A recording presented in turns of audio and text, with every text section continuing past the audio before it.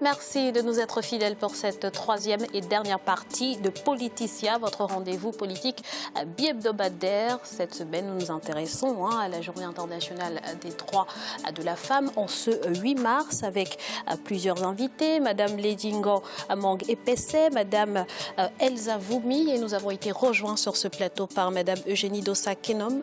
Bienvenue. Merci. Vous êtes membre de la Ligue internationale des femmes pour la paix et la liberté. Merci d'avoir accepté notre invitation. Merci.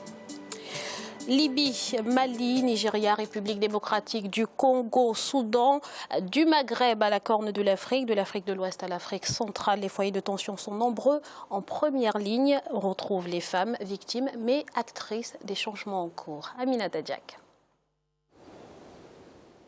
Ces dernières années, les crises et les conflits en Afrique n'ont cessé de se multiplier. Une tendance a été toutefois observée, la recrudescence des violences faites aux femmes et aux filles.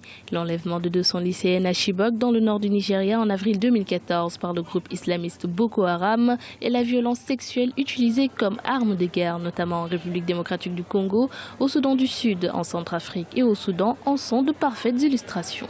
La problématique de la violence faite aux femmes est inhérente bien souvent au-delà des questions conjugales, aux problèmes liés au conflit. Il faut distinguer l'éthos culturel africain et la réalité sociopolitique des conflits. L'éthos culturel africain privilégie la femme comme étant la maman de la société et aussi parfois une sœur. Mais globalement, lorsqu'il y a des conflits, on constate que les couches vulnérables, les femmes et les enfants, sont souvent victimes. L'instrumentalisation des femmes comme dans le cadre de la violence sexuelle faite aux femmes, donc peut-être un axe illustratif, notamment par Boko Haram ou la LRA, ce qui fait qu'aujourd'hui, la problématique de la violence faite aux femmes, notamment en période de conflit, est souvent posée comme l'un des actes qui interpelle aujourd'hui la communauté internationale, mais surtout africaine. En Afrique, les femmes jouent aussi un rôle important de gardiennes de la culture et d'éducatrices auprès de leur famille. Elles occupent également des postes de leadership dans différents domaines. En période de conflit, elles sont nombreuses à œuvrer pour la paix sur le continent.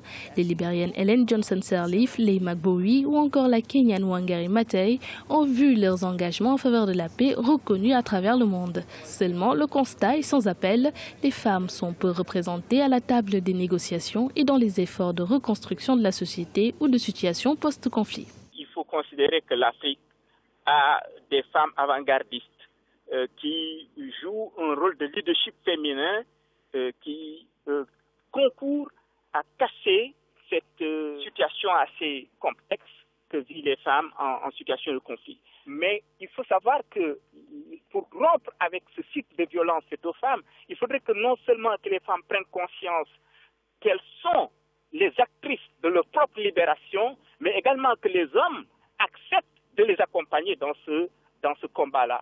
Et que d'autre part, il faudrait peut-être passer par une sorte de socialisation ou de resocialisation de nos sociétés qui privilégie la prééminence de la femme, la vie de la femme, la libération de la femme, l'énergie féminine. Le 31 octobre 2000, la communauté internationale a reconnu qu'il importait que les femmes participent à la création des conditions favorables à une paix durable.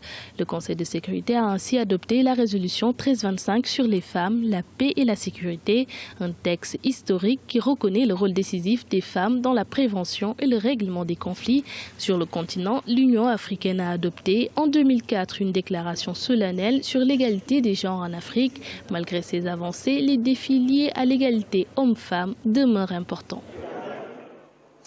Madame Dossa-Kenom, pourquoi est-il important d'associer les femmes au processus de paix sur le continent?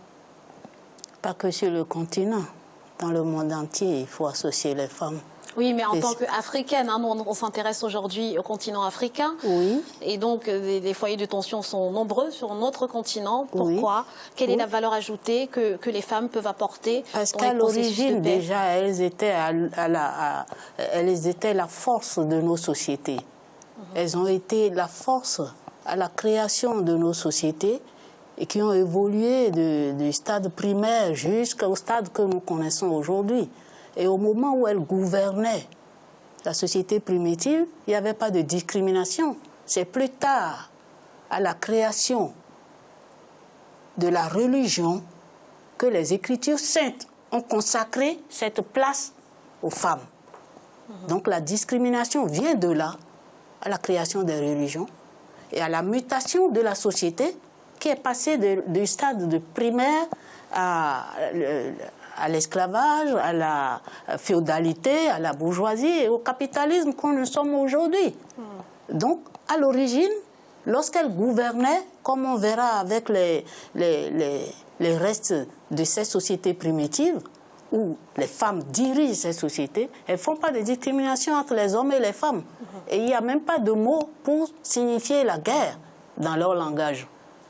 Madame Bourmier, vous êtes d'accord avec ce qui vient d'être dit ? Écoutez, moi je ne suis pas tellement au fait, comme beaucoup d'Africains, de l'histoire, de ma propre histoire, mais oui, sur les bases, oui. Et ce que moi j'ai pu constater, en tout cas au sein de ma famille, c'est que les femmes avaient une place, mes grands-mères avaient une place extraordinaire. Alors au-delà de ça, hein, quelle peut être la valeur ajoutée de ces femmes aujourd'hui dans des négociations, dans les pourparlers de paix ? Elles en ont eu. Hein. Bon, je vais parler de ma propre maison au Congo-Kinshasa, qui a quand même connu le conflit le plus dur depuis la Deuxième Guerre mondiale, depuis Hitler. Les femmes à Sun City, elles se sont battues pour être présentes, et c'est grâce à elles si les accords principaux ont été signés. Et elles sont notamment grâce à des initiatives de lobbying. Oui, de lobbying et de sororité. Elles se sont mises ensemble. Elles sont arrivées à faire inscrire la parité dans la Constitution. Mais malheureusement, l'autorisation du mari est toujours nécessaire pour que la femme puisse travailler. Mais étant donné que la situation économique actuelle est catastrophique, c'est les femmes qui trouvent le plus facilement du travail. Donc les hommes sont à la maison en ce moment et c'est les femmes qui travaillent actuellement. Moi je suis très optimiste par rapport à la valeur ajoutée. Elle est là, la valeur ajoutée de la femme africaine. Ce qui manque, c'est un état de droit.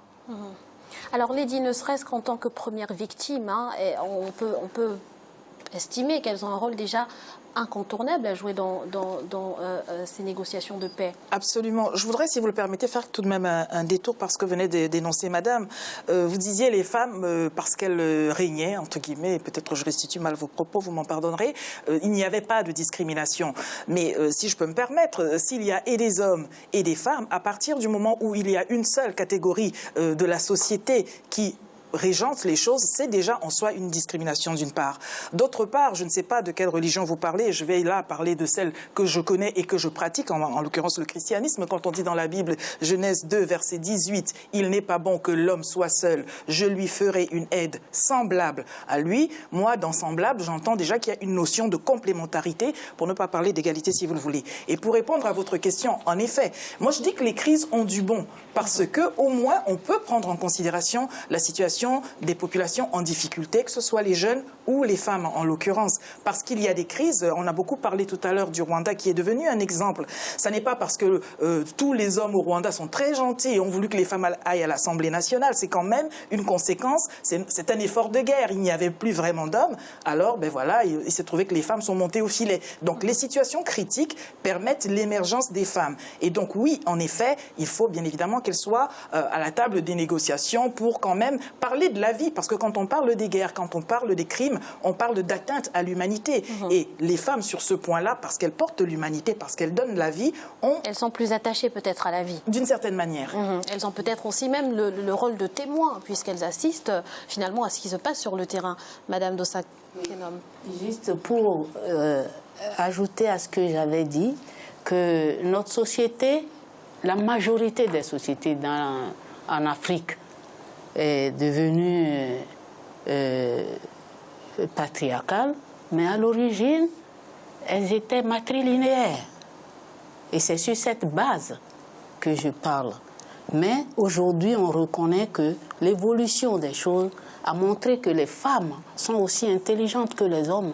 Donc, ont autant de capacité de résoudre les problèmes lorsqu'on leur en donne l'occasion. Parce que souvent, elles sont minimisées. On n'a pas confiance en elles. Et même les banques n'ont pas confiance en elles, ne leur prêtent pas des sous Pour faire des projets, il faut qu'elles fassent des tontines. Alors, pardonnez-moi, en ce qui concerne le processus de paix, est-ce qu'on peut dire aussi que les femmes sont un petit peu plus diplomates et peut-être plus patientes aussi, madame? Plus souples. Plus souples? Plus souples dans les discussions. Plus à l'écoute, et aussi elles ne perdent pas l'objectif, elles ne perdent pas l'intérêt général, parce qu'elles savent ce que c'est que gérer une maison avec des enfants, etc. Donc la nation, c'est la maison. Donc elles ne perdent pas l'objectif général. On peut dire qu'il est presque désintéressé par rapport aux hommes qui recherchent plus facilement les pouvoirs, les postes. C'est ce qu'on vit jusqu'à maintenant d'ailleurs. Alors, je voudrais nous réconcilier avec les hommes. Il est des femmes qui n'ont rien à envier en vilainie aux hommes. Oui, je veux dire, oui, tout à fait. C'est pas parce qu'il y a une femme au pouvoir que nécessairement ça ira mieux.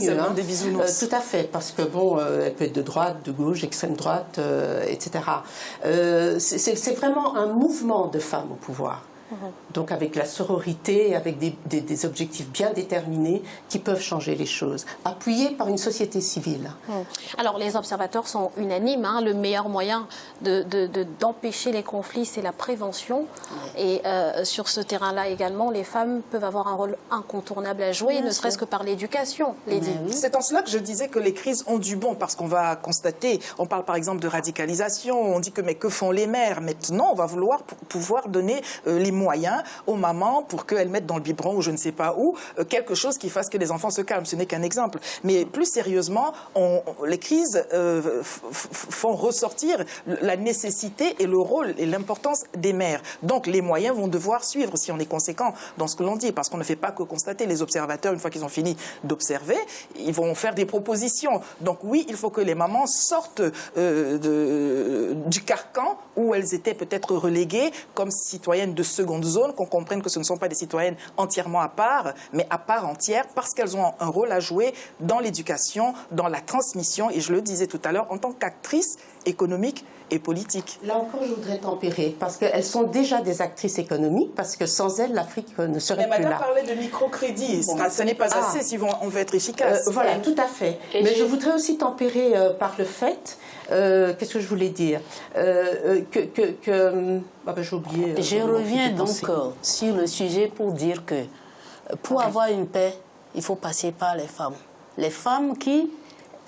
par les femmes aussi, madame, vous voulez dire peut-être? Par les hommes aussi. Pas les hommes aussi. Et je vais expliquer pourquoi je parle des femmes. Aussi. Ce sont elles qui éduquent les enfants depuis le berceau.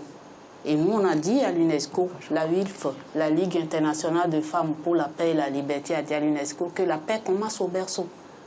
Donc, dans la mesure où c'est entre les mains de la femme que passent les hommes et les femmes de la société, le gros du boulot revient à la femme. Oui, et je voudrais qu'on ne sous-estime pas la puissance du patriarcat, parce qu'on l'a vu dans plusieurs sociétés, les femmes ont souvent été en avant au moment des guerres.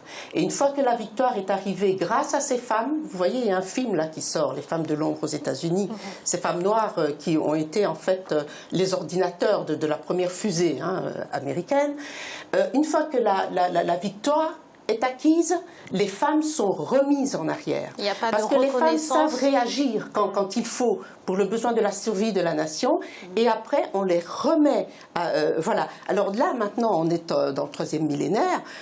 C'est à nous, les femmes, qui sommes debout, qui sommes là, à dire aux femmes qu'elles ont une position et qu'elles doivent la garder envers et contre tout. Absolument. Et qu'elles doivent s'occuper de la politique. Oui. Et je dirais même, la politique, c'est la gestion de la chose publique, donc la gestion de la chose de la maison. Et j'irais même plus loin, elles doivent s'occuper de géopolitique. Parce qu'il y a une intervention là qui m'a un peu choquée de M. Bas, qui dit les femmes, elles sont victimes, elles sont aussi actrices de leur propre libération. Non, une victime est une victime, d'abord. Et ceux qui font les guerres, ce sont les hommes.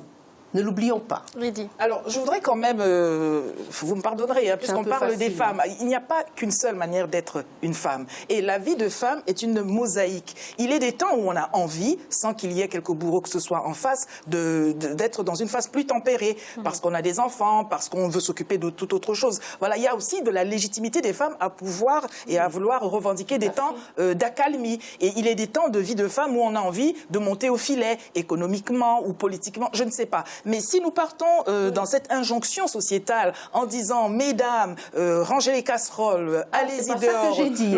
Je grossis les traits volontairement, pardonnez-moi madame. Mais simplement ce que je voulais peut s'y relever, c'est que intéresser. la vie des femmes n'est pas linéaire et n'a pas à être linéaire. On peut prendre la liberté au gré, allons-y, de ses humeurs et de ses considérations, de vouloir être dans telle ou telle autre phase de sa vie, voilà, sans s'en démériter tout simplement. Le problème est tout simplement attentive à ce qui se passe dans son environnement. Le problème est tout simplement de considérer la femme comme un être humain. Voilà. Et ça, c'est très bon tout. Et qu'elle La se femme considère est comme un telle. être humain. Qu'elle se considère Et comme on telle n'a également. pas à la mettre de seconde zone. C'est un où, Ubuntu, hein. lorsqu'elle a réussi, elle a participé à une victoire, on la relègue au second plan. Elle est un être humain tout comme l'homme. Et pourquoi Et elle a le droit de on s'épanouir. lui Qu'est-ce que reconnaîtrait vous pas sa place? préconisez justement? Qu'est-ce Comment que vous préconisez pour changer les choses? Pour changer les choses, c'est l'éducation. L'éducation.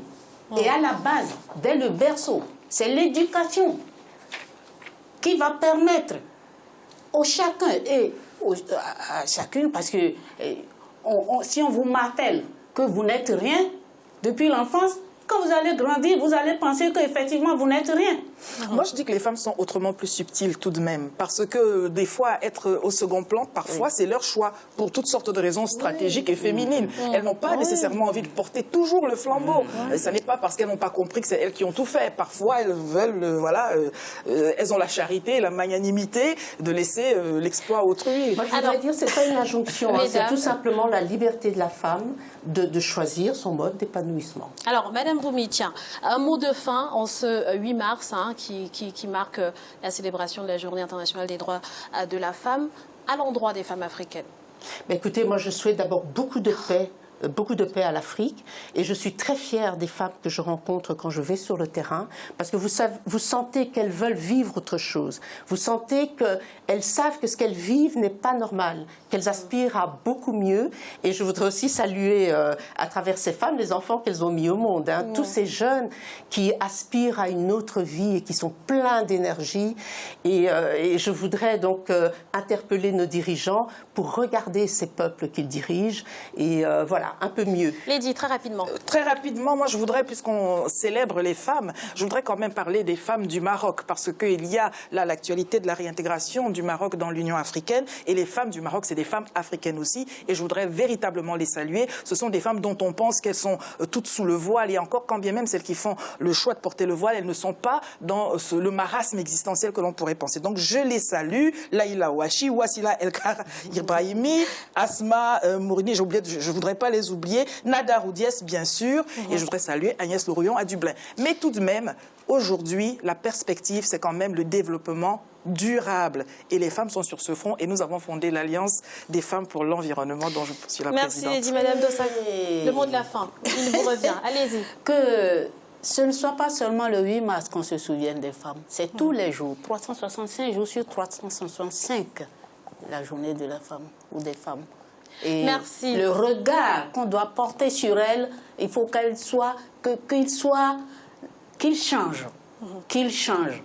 Merci à toutes les trois d'avoir participé à cette émission. Merci également à Madame Grace Bayache, qui a pris part aux premières et deuxième parties de cette émission et qui est également présidente de la Journée internationale de la femme africaine. Et merci qui a également eu lieu au mois de juillet, le 31 juillet. Absolument. Et merci à Madame Félé Safi, activiste, qui était avec nous au cours de la deuxième partie de cette émission. Et merci à vous, chers téléspectateurs, de nous avoir suivis. Restez sur Africa 24 dans quelques instants, le journal de la rédaction.